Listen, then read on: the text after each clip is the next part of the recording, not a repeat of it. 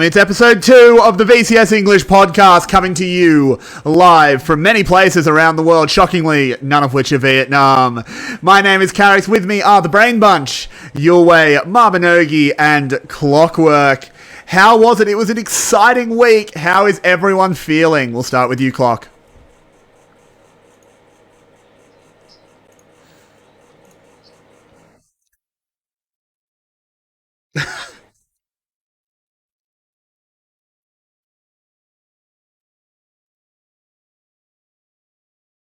Absolutely. Marby, how have you been? We missed you the last few days.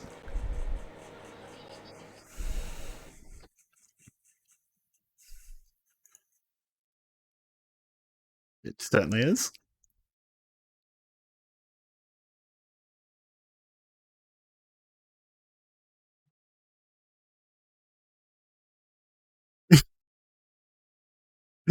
It's very true. Yulwei, how are you feeling after your return to casting?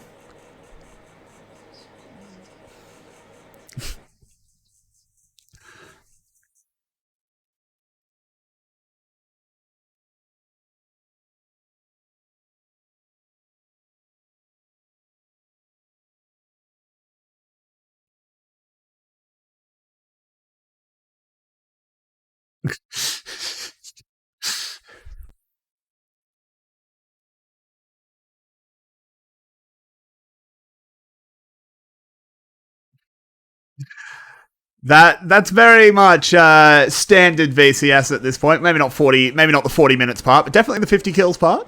It was. I'm all right. I'm tired. Didn't get great sleep. We were up late doing the cast last night, and then there was roadworks at like 9 a.m. this morning. So my head kind of hurts, but we'll get through it or just fine. I wouldn't want to be anywhere else, as I get to talk about my favorite league. We're going to get off with a bit of a recap of week one. We're not going to go through every series. We're just going to go through some that sort of stood out to us, some surprises, some maybe disappointments. And Yulwei, I'll let you kick us off.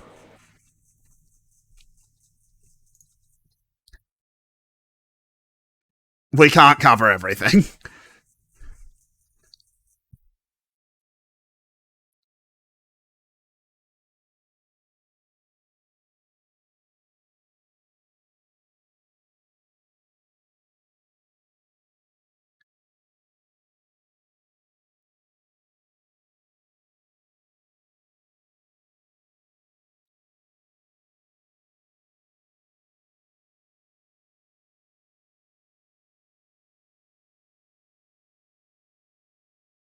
Is there audio issues? Sorry, someone in chat is saying audio issues. What is... No, there is audio issues. You guys are not coming through. Wow, that's annoying. My word, my word. There we go. You are coming through now. I had to switch the audio device because, of course, my things broke yesterday, if you remember. That's what it was. Well, we won't go back to intros and stuff. You can just go lip read those. Your way, we'll have to start that point again, though. Apologies, everyone. That's my fault. Well, so I was talking about how there were too many games to cover everything. I think you introduced that as well. But of course, we had some very exciting series and some big upsets. My upset pick of the week is 𝗀𝗏𝗏𝗀𝗀 losing to SBTC. Coming into the series, we expected this to be one of the deciding fights for the top spots, because SBTC came in with a 1-1 score, 𝗀𝗏𝗏𝗀𝗀 2-0. Both teams look quite good in the first few series, and then SBTC kind of wiped the floor with 𝗀𝗏𝗏𝗀𝗀, 2 sub-30-minute victories, and honestly, most of their players just straight up outperformed, especially the Penguin against 𝗀𝗏𝗀𝗀 matchup was a huge disappointment for a 𝗀𝗏𝗏𝗀𝗀 fan, and something you have to be happy and very excited for future games for SBTC.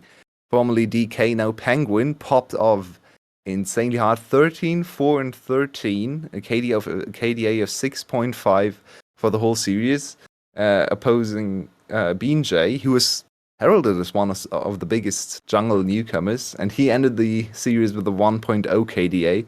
So that was a huge jungle gap, but everyone else also stepping up. Like mid lane, Hero looking way better than anyone would have expected, 2 set games in a row.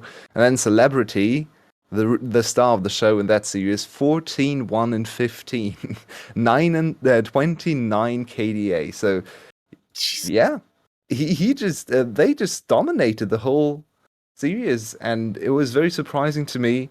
And one of the biggest things I have to say about SBTC is they got away with Hero in week 1. This isn't even their final form. This is not supposed to be the team that's going to step up and contest for players. And they're already 2-1 with a huge victory over SGB, which can go a long way in the second round. If they win against SGB again, 2-0 head-to-head, there's not much SGB can do to catch up. For sure, and getting some of the thoughts from the other two of you. What went wrong for SGB? What went wrong for SGB in particular, and what went so right for SBTC? Marby, I know you weren't on them, so maybe get your thoughts first. I haven't really had the time to. I haven't actually really watched the series. But fair enough. Penguin, looking at him, he's been doing really well. Performance against like a Cerberus, up against Team Secret as well. I think it is just sort of a collapse from the from that jungle. And top as well, 𝗧𝗏𝗏 did kind of get, from what I glanced at, 𝗧𝗏𝗏 did just sort of get kind of wrecked by 𝗀𝗏𝗏, which was not something which shouldn't I expected. happen. Which I'm willing to put down for 𝗧𝗏𝗏 as he just had a really bad day. But BJ's been bad across the whole week so far. He's statistically the second worst jungler behind, just above Dante, who is on the worst team. So that's not a good look. It certainly isn't. Clockwork, briefly, what's your take on that SGB-SBTC matchup? Maybe I'm too optimistic in already giving credit to the specific parts, but I think the coach 𝘚𝗏 being added to this team already is showing up what he can bring in terms of knowledge and preparation, especially because the early game in that series looked really scripted by SBTC. They knew exactly what they needed to do to track BJ and to punish him and make him irrelevant through all the early game. So if really is 𝘚𝗏 bringing in this preparation, this insight, I want to see more from him and see how they keep it up against even like teams like GAM or others like Luxury and are at the top of the standings at the moment. Every time you make this point, I have to think back to the times where we were flaming 𝘚𝗏 every single series for maybe the worst drafting in the league. So it's quite funny how it goes. Flash were good in game. They improved a lot on the drafting part as well. So all credit to 𝘚𝗏. He certainly got better. I just remember the times where VCS English was not the 𝘚𝗏, not the 𝘚𝗏 area. No. We were not a safe space for 𝘚𝗏. Marby, let's go to surge improvement. Great. Marby, let's go to you next. What series jumped out at you? Well, because I know what Clockwork's going to take, I'll skip over the Luxury Garb and go just to Cerberus. Not necessarily a series, but as a whole. Yep. Because they are near the top. They are only below Luxury score. But they did it in a way I wasn't really expecting. I was expecting huge carry performances out of Ego, for example, and 𝗏𝗏. I expected 𝗏𝗏 to actually be the good top laner, but that's not happening. 𝗏𝗏 stepped up massively. He's been really big for the team. Ego, well, the eye test says he's been one of the best junglers. Statistically, he's not. His stats don't match the eyes. Because he's only got 13% damage, which has him right at the bottom of junglers for damage share in his team, which is really not what I would expect. Makes a little bit more sense when you look at his jungle pool, and he hasn't played much of Nidalee. That leaning into the tanks, like things like J4, the tank 𝗀𝗏𝗏. But it still seems really low from what you see, the impact he's actually having within the game itself. So yeah, big performances out of the bot lane, big performances out of the mid and top lane, and this team is 2/3 of the time the best team in VCS, and then they just lose games randomly. Yeah, what are your guys' thoughts on the Cerberus start? Yulwei? Very hard to say. I was a little bit disappointed in some of their losses. I thought they should show a little bit more consistency. Though, to be fair, one of those games was the pause, and then the next two games were incredibly dominant, so that can't be really taken away from them. But they should have 2-0'd 𝗀𝗏, and they faltered pretty badly at 20 minutes, just going for the Baron there, throwing away the whole game. They were ahead in all 3 games against 𝗀𝗏, which is already a really good sign for their early game improvements, so it's maybe I'm even a little bit too critical because I see the potential, because the improvements in the early game are marked, right? You can really see how they stepped up the early game. So maybe I'm jumping ahead a little bit, but for now they do look very, very strong in almost every part of the game. So they just need to up the consistency here and there, and then they could really be the number one contenders. Vision's what they lack. That's what leads to the pros. Clockwork, any quick thoughts on Cerberus? Yeah, I only have one thing to say to Cerberus, which is pick Sion. It's literally free elo. You can start PUN. You don't have to think even about starting pause. You can just park PUN and the Sion, and it's free elo. Just go bot lane. You can use Sion, man. Give Artemis his MVP, because I think it's like popping off. Of course, he was always the great AD carry, but also with Iado in such a great form, even on the new picks like the Vex. I don't know, this team seems like they're lacking just a few little pieces to be in contention for winning a split, maybe. Fair enough. And Clockwork, we'll go straight back to you. You had a particular series that jumped out at you, Luxury vs 𝗀𝗏. Tell us all about it. Absolutely. I think it's like the single series that summarizes the first week better than anything, because we have a underdog, because nobody believed anything about Luxury, 2-0ing the former champion, which are now in the bottom half. So what is happening? And like, yeah, what is striking to me is that yes, Luxury changed most of their roster, putting Coated in the top lane and Vit and H32 in the bot lane, which were never standout players. Yeah, maybe Goated had some good time in Team Secret, but last split was definitely not it. And now, not only he's having great games, but the whole team is playing around him actually. And the two remaining members, Killer Queen and 𝗀𝗧𝗏, have popped off incredibly hard, like they never had during the spring split. So I have a few ideas of what's happening to Luxury, but so far it's been such a pleasure to see them perform this well in the first week. Either of you have some thoughts on that particular series or those two teams? It broke me. The end. The base race. Goddamn The base race was a disaster. There was this game. Oh, it wasn't even it wasn't quite a base race, but that finish with the Ziggs. Backdoor. But yeah, it's just it was insane. It's calculated. It's calculated. I have to say about Luxury that I do want to see them up against top of the table, because at the moment I think they've really only played bottom of the table teams. Because like 𝗀𝗏 is that apparently. Yeah. Outside that, they played Burst the Sky and Ash, which aren't particularly impressive scalps. So we have to see them against the bigger team next week and ongoing. But and that's where I'm going to start to worry, seeing especially Vit and H3 come up against, say, Cerberus' bot lane. I think that is where you can actually start seeing.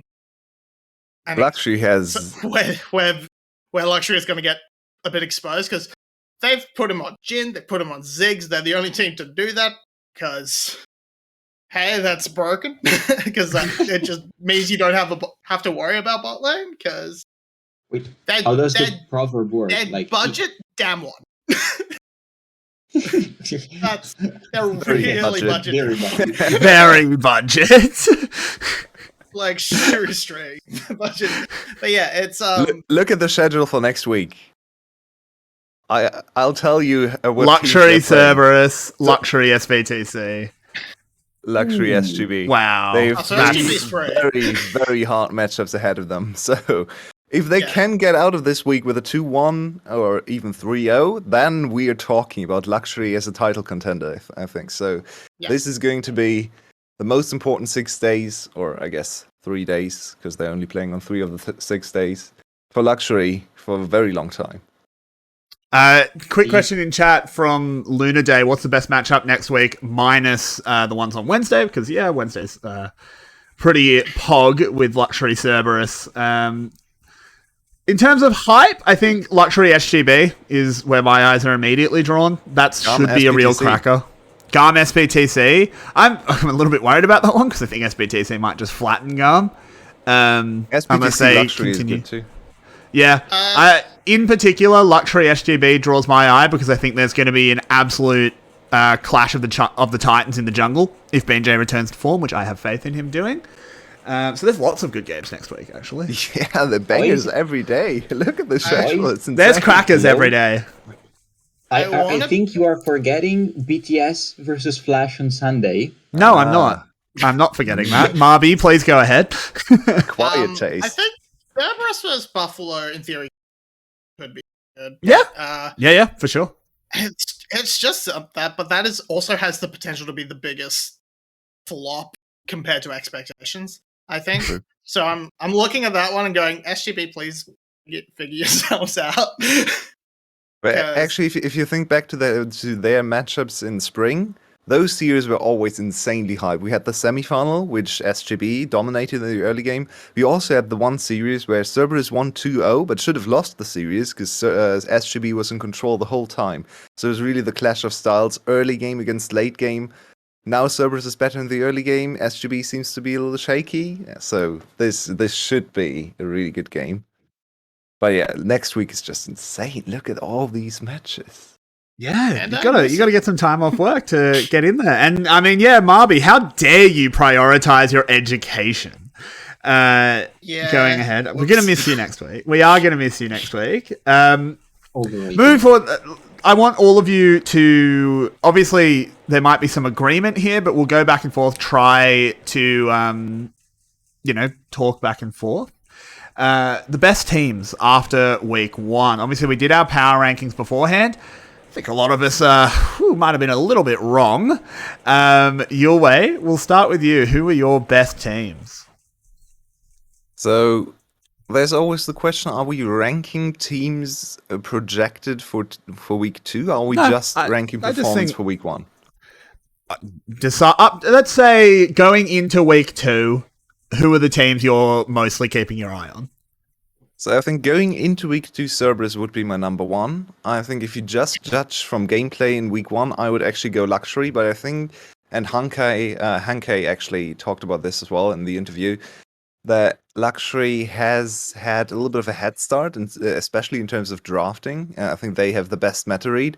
This is always going to give them a little bit of an advantage early in the split, but next week they have hard matchups, and they've already shown what they're willing to draft. So I feel like they're going to trend down a little bit. I don't think they're going to be bad, but because of that, I think Cerberus is probably the number 1 favorite right now. I think GAM has potential. But yeah, Cerberus for me, probably right now the number 1. Looking into week 2. Marby, what teams are jumping out at you?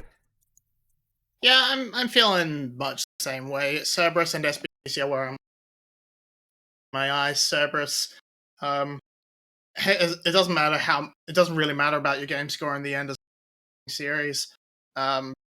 Might reach the 1, but if Luxury drops the series and you don't, hey, you beat him anyway. Other than that, SBTC, we're not sure if Artifact's going to be in because it is good for the reason he's out, so they still be out another week. But if he is, I'm interested to see how they improve. If not, I'm interested. Will they manage to actually expand Heroes Champion Pool? Will someone find an exploit to really punish them? Yep. And I mean, yeah, Luxury, of course. Can they keep up the momentum? Is it strength of schedule that got them here, or what? I do Sorry, just agree replying to one with the two message. brains here. They have good reasons for Cerberus. I also want to raise a point for GAM, because despite a couple of losses, despite being sort of late for the meta read or preparation for the split, I still think they are, well, not undefeated anymore as we know, but they're still gunning for the top. They're still probably the best team on paper. I'm hope okay. So I'm a WE and a Secret fan, so it means that I can never be happy about nice things. Yeah. Okay. So that said, while I'm happy that Luxury and SBTC had a great head start, I think it won't carry on for the whole split, since from what I've seen from them, it seems that they played with a single strategy. Luxury mainly putting all the eggs on the coated basket, and for example, Flash figured it out and put them in a pinch. So against better teams, it's going to be a problem. And SBTC also with this double top laner thing, pick AP jungler, that can also be easily figured out and played around. So, for example, GAM and Cerberus, I'm quite sure that they can play a wider array of strategies and carry them out better in the long run. This is what's going to matter, in my opinion. You And, can really see the biggest draft diff between those head start teams and the projected favorites in the first game between GAM against Luxury.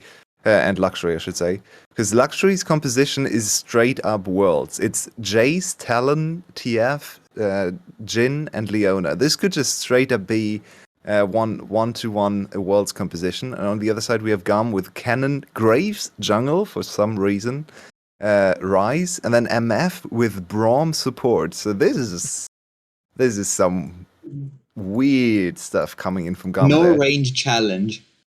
Yeah, exactly. So I think we can definitely see a little bit of that pig priority coming in, but you also have to take into consideration, yes, teams now know they're going to play the meta champions, but they also have more practice, not only in scrims, but also on stage playing those meta champions. So as long as all teams go to the same meta picks, Luxury should still be in a good position, because they are more used to this meta and they know how to play it out. We saw them win every single game this week, so I don't think we can really say Luxury is going to free fall down, but I expect them to land like in second or third place maybe after this week.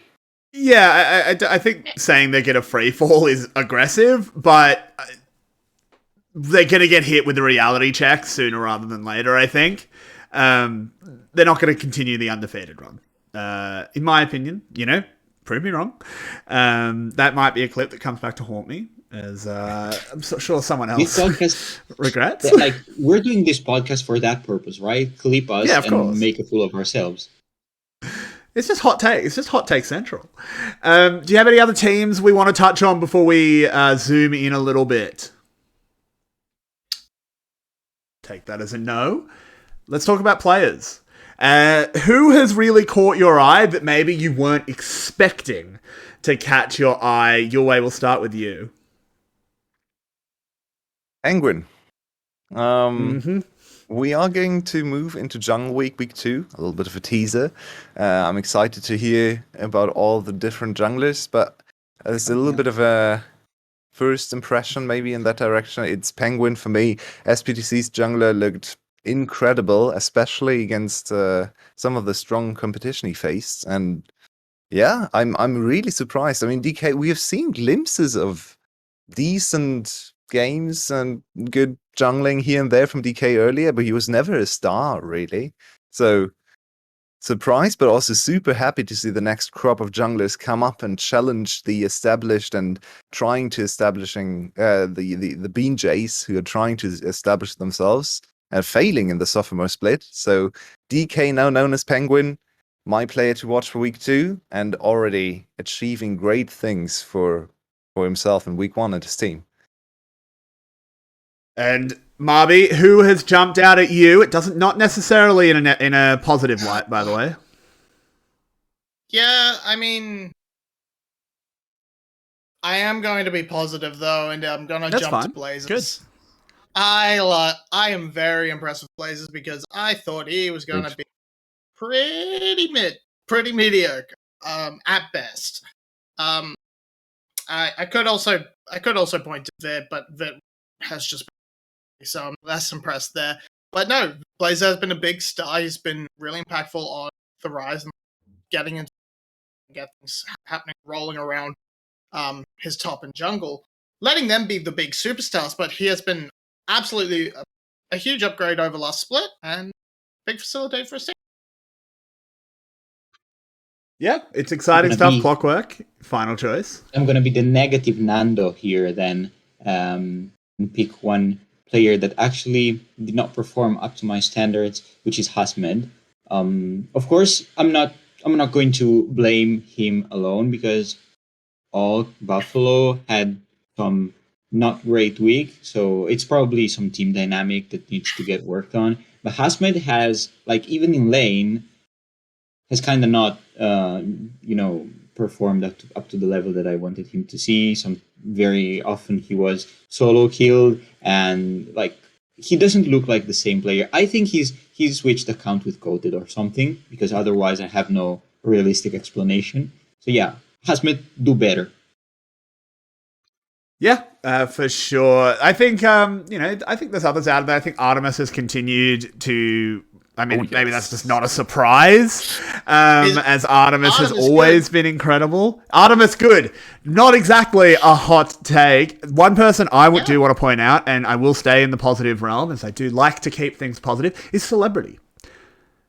He's a player that he's good, you know. We were expecting Celebrity to be a good player, but I don't think we were expecting him to be a great player. And his first week was simply incredible. You can't take that away from him. He had, what did you say, a 29 KDA or something absurd like that? What a week from this AD carry. Yeah, I believe that's just for one of the series, but he also was the only player to get a quadra kill in this first week, playing 6 games of Jhin, so looking very, very strong on that meta pick. How great of you, Celebrity. Thank you so much for that. I mean, he also picked Jinx, didn't he? MF. MF. No, the Jinx was Jinx was 𝗏𝗏𝗏. 𝗏𝗏𝗏, my mistake. Look, I think there was a lot of very good plays in general, particularly across the ADC role. I think our ADCs are starting to step up, just slowly. We're getting there. Well, now let's keep talking about players, because we need to have a look at rookies. Marby, what do you think of this crop of rookie? Man, who do we have? Rookies. So the flashlight are kind of a bust. We've got 𝗀𝗃𝗃. I think that's alright. 𝗀𝗃𝗃's good. I mean, Eddie. I think it's fair. I think it's fair to count 𝗁𝗃𝗃, count Eddie. 𝗁𝗃𝗃 and Eddie. 𝗁𝗃 and Eddie are alright. I'm pretty happy with 𝗁𝗃𝗃. Especially from what little we've seen beforehand. Big step up from there. Eddie's still Eddie. He looks pretty solid. Up against the rest of the roster, but ADC's a hard one to stand out in. So I think 𝗀𝗃𝗃's probably have the best showing. Up alongside Hero, sort of like what you're running 2 top laners, you're still performing extremely well, and 𝗀𝗃𝗃 is. I mean, he was able to slap 𝗀𝗃𝗃 around, and yeah, just a bad day for him because did perform earlier in the week, but still, 𝗀𝗃𝗃's still been doing extremely well for the team, doing a lot of the heavy lifting as well. 26 damage share is pretty good for a top laner, so it's extremely good. Question here: how do Vit and 𝗏𝗏𝗏 count? Like, did they play in past splits? They've played whole splits in the past. Yeah, no. They absolutely don't count. I mean, it might. I'm happy to include them. I'm happy to talk about them because they are returning players, but they're certainly not rookies. Police was on FTV for a while. Vit was on OPG. Yeah, no, they're not rookies. Same with Penguin. He was on OPG.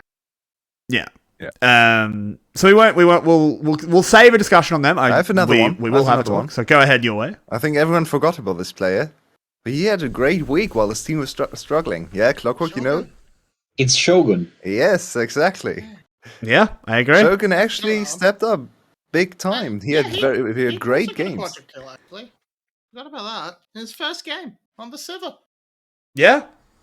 It was free. It was handy, but he got one. Was gifted. It's like a gift to the emperor, right? Yeah. Gift to the Shogun. Pay your tax. Yeah, we did, we just clarified to maybe count Jerry and Eddie as rookies. What do you think so far of Jerry? I think he's had a couple of good performances. Nothing that's really rocked my socks. But, it does appear that they've finally fed him. And he's standing up to a decent level. In fact, better than there is. He's been alright.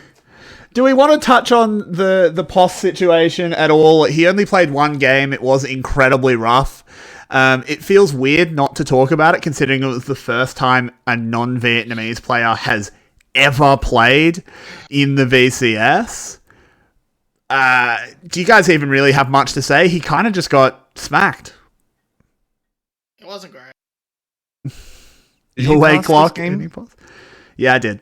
So as I said at some point during the stream, my physics professor always said don't extrapolate. So if you have a number of data, use that number of data, but don't project further your expectation. And so I think it's fine if POS loses one game or underperforms in his debut.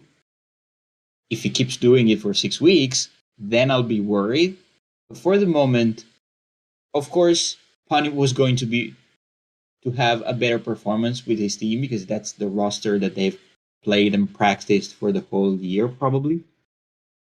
So yeah, it's just one stage game. I'm willing to withhold my judgment until he plays 4 or 5 games, maybe with better different strategies. They drafted for him as if he was Pan because they gave him Renekton, I think. So yeah. I don't know.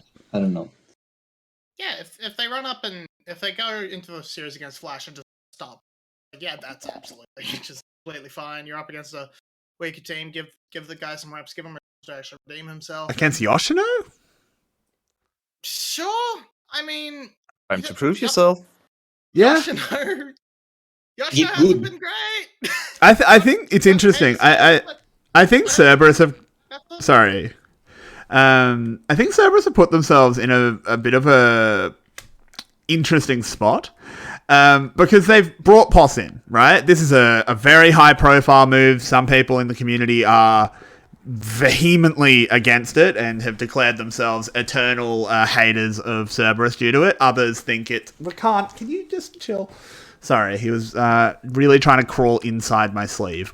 He's not allowed to do that. Others have said it's very interesting. I think I'm somewhere in the middle.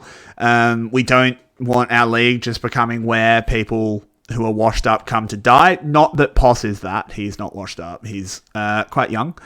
So they're in a position where you kind of feel obligated to play him because you've done it. You've done the legwork of importing him, but Pun's playing really well.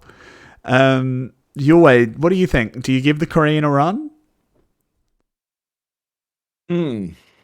So I think POS's biggest issue is not the first game. It's just one game. I agree with Clockwork. Of course, it is a bad look, and especially for fans that don't look at that don't actually take that into consideration. Just see one game where he goes 0-5 or 0-6 or whatever it was. They're going to push against him, especially if they already had the negative stance towards an import. I think the biggest issue is that Pan is actually quite good right now. And he seems to have good synergy with his team. And you want this title. So why would you even give games to POS? You don't even know if his mechanics are going to be better. I mean, POS was not the prolific top 𝘁𝗍𝗃 or LPL player. He played how many games? 2, 3 games in LPL? I don't even remember. He played Yeah. but Let me go and check. nothing really of huge impact. So it's not like you're recruiting Noggery and you know there's potential, the world-beating potential. No, he was just some filthy WE player. No exactly. So, so I think there is no real reason to play him. I mean, I know Cerberus is owned, Korean-owned, or at least led team. They have some Koreans there, so maybe they just want to, for the future, not so much for this team right now, but more for the future and the relations to maybe 𝘀ike teams or 𝘀ike Challenger teams. Give him a run, treat him well. I mean, I hope they do. But yeah, even if he was terrible. Yeah, exactly. But just from the competitive standpoint, I don't really see a reason to play him right now. Pun is good enough. Bringing in the info, he played 2 whole splits in WE, but it was in, like, his last stage game was in August 2019. Mm-hmm. Yeah. This guy hasn't played in 2 years. It's rough. rough. He had a year off. He was meant to play, and then he was in import purgatory with COVID and stuff. So it's been rough for the guy. Yeah, it for sure has. Let's have a look forward now. We talked a lot about last week. We've given our opinions on the roundup. We touched briefly on what we think some of the hype matchups are for week 2, and week 2 is absolutely packed to the gills with bangers. Let's zoom in a little bit why we think certain matchups are hype. Yulwei, do you want to pick a matchup and give us your breakdown on why you're looking forward to it? It's so hard to pick just one. Okay, what's my favorite matchup? I think my favorite matchup this week is going to be actually 𝗀𝗚 against SBTC.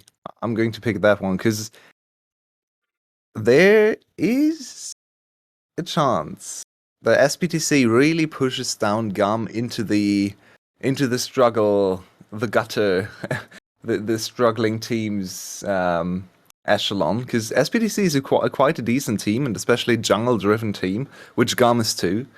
So I feel like this could really decide a lot for 𝗀𝗚 in their first half of the split. Remember, we only play 14 best of 3s, so after week 2, we're already almost done with the first half. So they really need to get their shit together right now.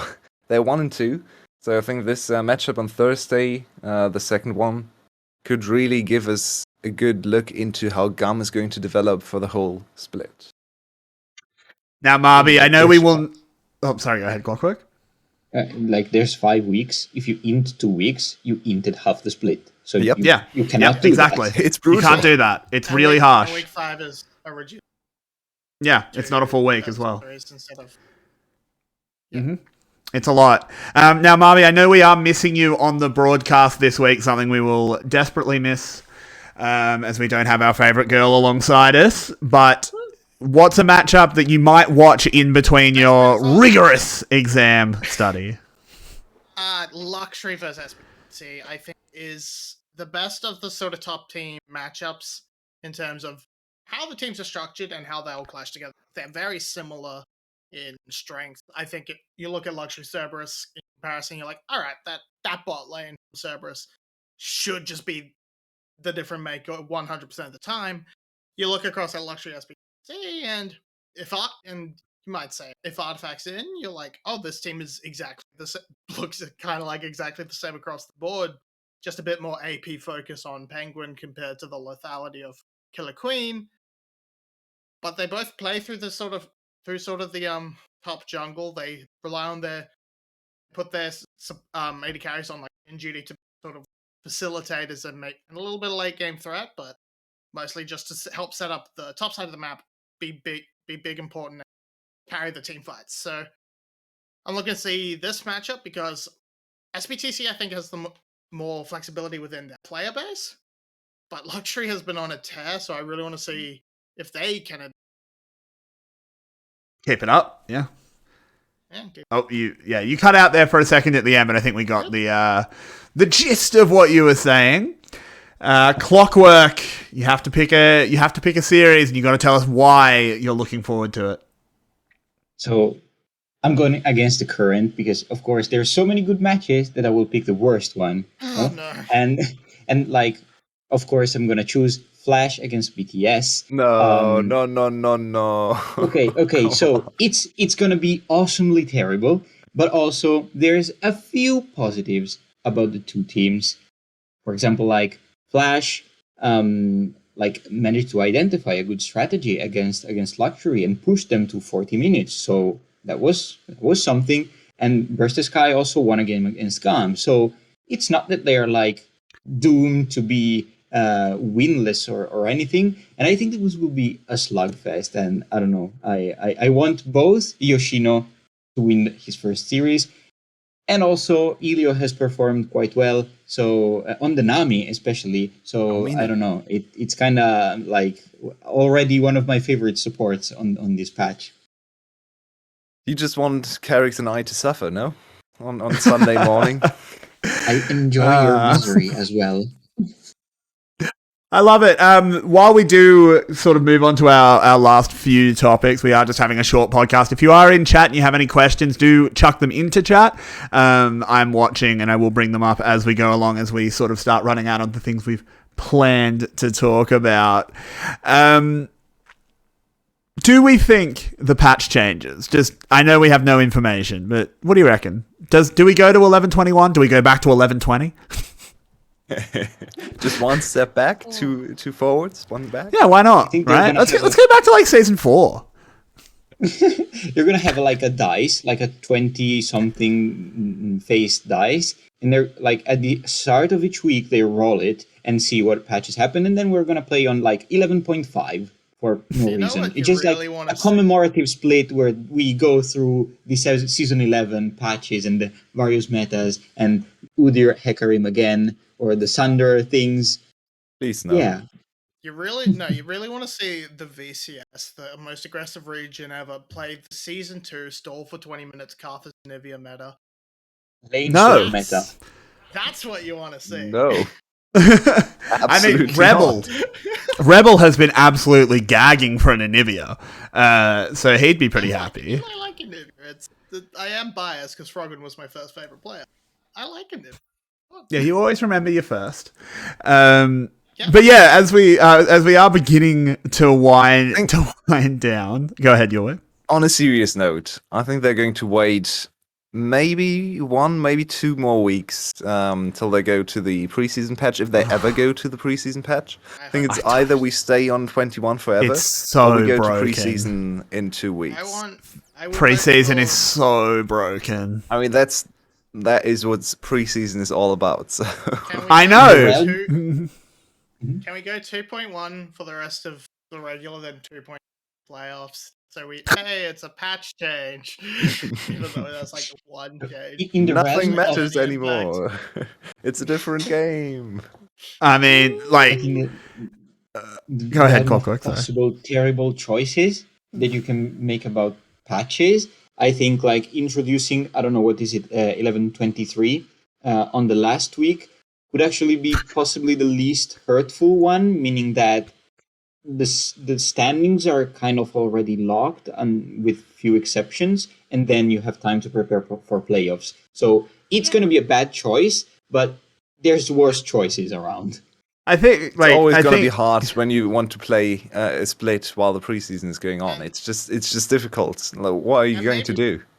Maybe by week 5 they put out the first balance patch for the year. Maybe it's maybe.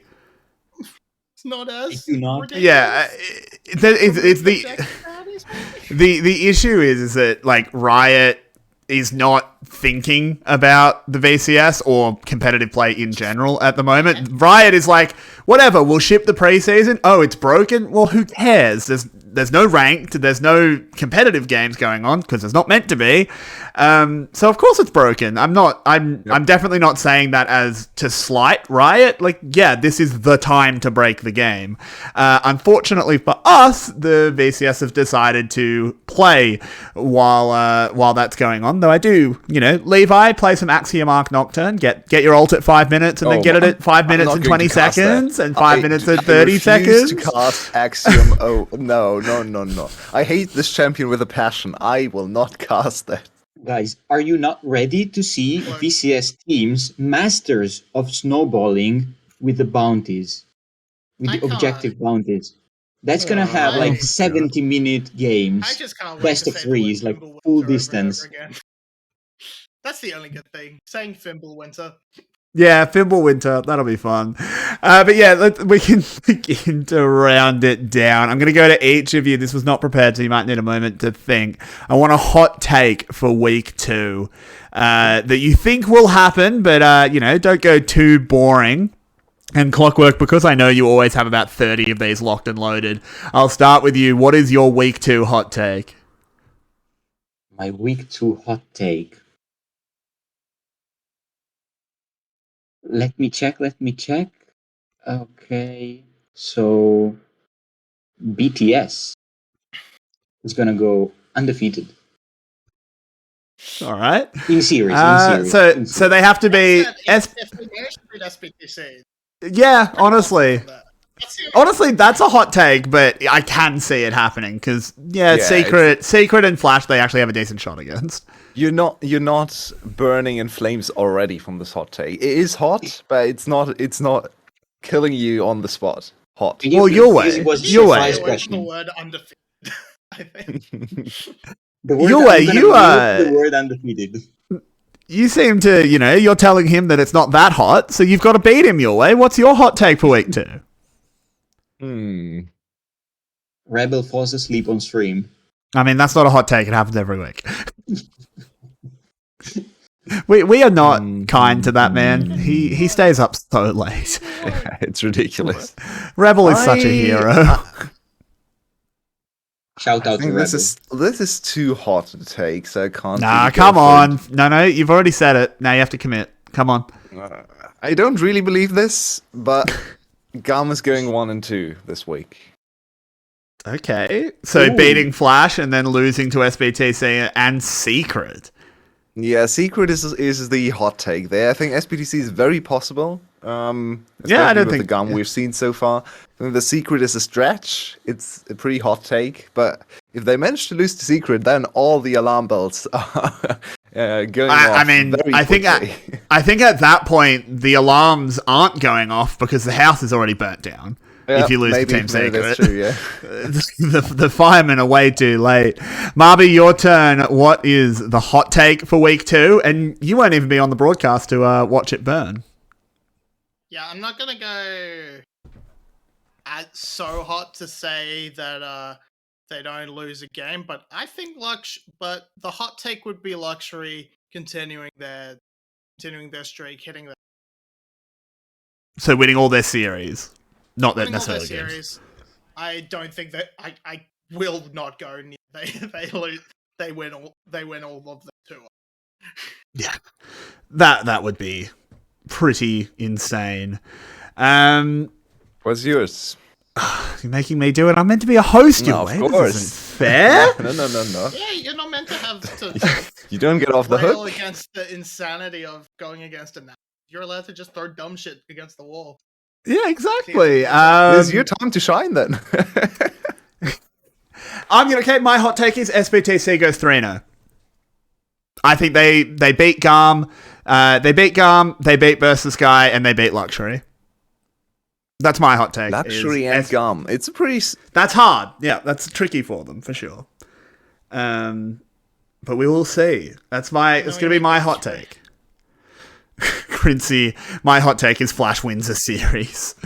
That might be one of the most unrealistic things we've heard. BTS boys, it's time. Just wait for Sunday. It's gonna happen against 𝗀𝗏, and then they lose to BTS for no reason whatsoever. My hot take is that DHQ will play Vex and not run it down. Ooh, I don't know, man. I don't know what happens. That's another spicy one. But I do hope DHQ improves, particularly that Vex pick that has been... Who's DHQ again? 𝗀𝗏? Harvey. Ah, right. Here's DHQ in Series 1. Then he became Harvey. And he's still 𝗀𝗏 in Champ Select, but then he's DHQ on the Rift. Because Amazing. Just top stuff, guys. But yeah, we are going to round it out there. Thank you everybody so much for watching. This has been another episode of Good Morning Vietnam to wrap up week 1 and gear us up for week 2, which will be live right here tomorrow, actually a few hours before now, as this would be the second series time slot. So we hope to see you here. Join our Discord to always have a chat with us and the rest of the VCS English community. You can support us on Patreon or by donating directly to the stream or subscribing to the stream. We also have a Twitter, a Facebook, a YouTube, all that good stuff. So we'll see you tomorrow, guys. Have a good one. See ya.